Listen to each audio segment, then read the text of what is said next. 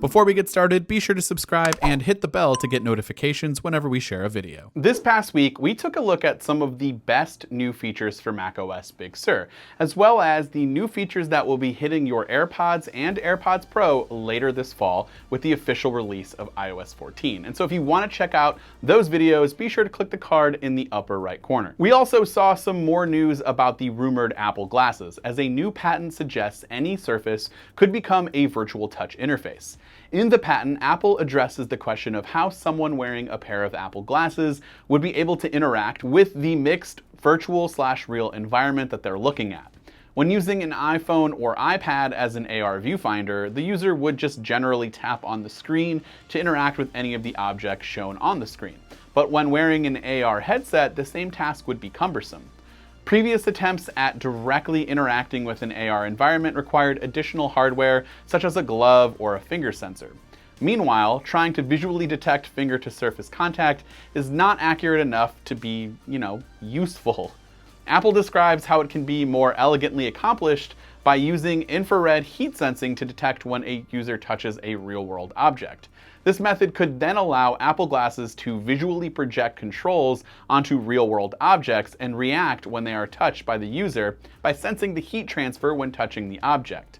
Of course, would love to know your thoughts on Apple glasses as a whole, as well as this new patent down in the comments below. It's also been a month already, which is crazy, since WWDC, and aside from the new updates to Apple's platforms, there was hope that the company would also unveil a redesigned iMac with thinner bezels and other rumored hardware, but that ended up not being the case.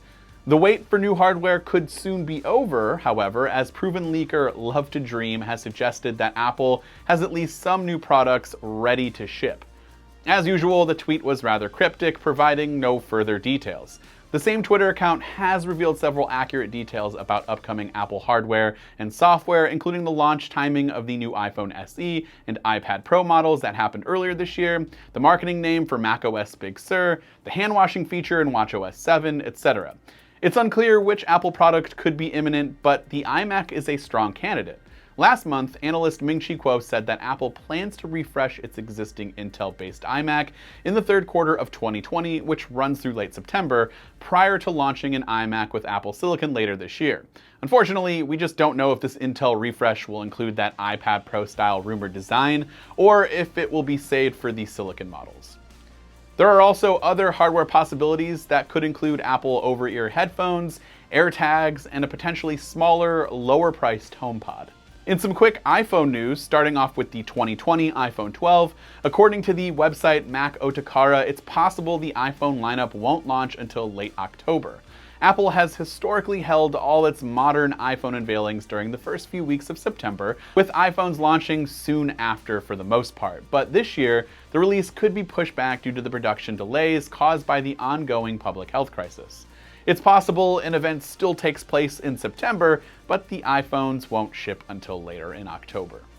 We've also heard plenty of rumors that Apple's 2020 iPhone lineup is expected to feature 5G for the first time, and it's expected to support both sub-6 GHz and millimeter wave networks, which are two different 5G technologies that carriers are rolling out. Millimeter wave, the fastest 5G technology, will be used in dense urban areas like major cities, while sub-6 GHz networks will be available more broadly in suburban and urban areas. This is great news for the 2020 iPhones, but rumors now suggest that Apple will take a different approach in 2021, potentially limiting iPhones to one band of 5G, but not both. The iPhones with limited support would be introduced in specific markets where one technology is more predominantly used than the other. And the last bit of future iPhone news that we have is that Apple seems to be lining up periscope telephoto lens suppliers for the 2022 iPhone. Periscope lenses have already seen their way into some smartphones and provide manufacturers a way to provide a much higher optical zoom in a smartphone size package. Finally, in some quick tech headlines, we have Spotify announcing that a new video podcast feature for select podcasts will be available in all markets where podcasts are supported.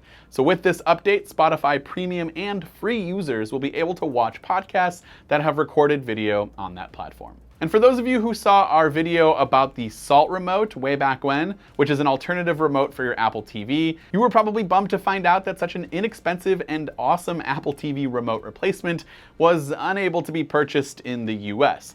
But Function 101's new button remote for the Apple TV looks nearly identical to the one that I tested, and it can be purchased in the US right now for roughly $30.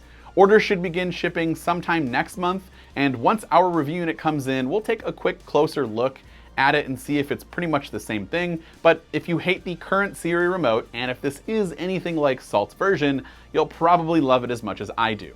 Now, these are our top stories for the week, and of course, we would love to know everyone's thoughts down in the comments below. And if there's a story that you think we've missed or you just want others to know about, go ahead and let us know down in those comments. This has been Dan with Mac Rumors. Thanks so much for watching, and I hope to see you around in the next video.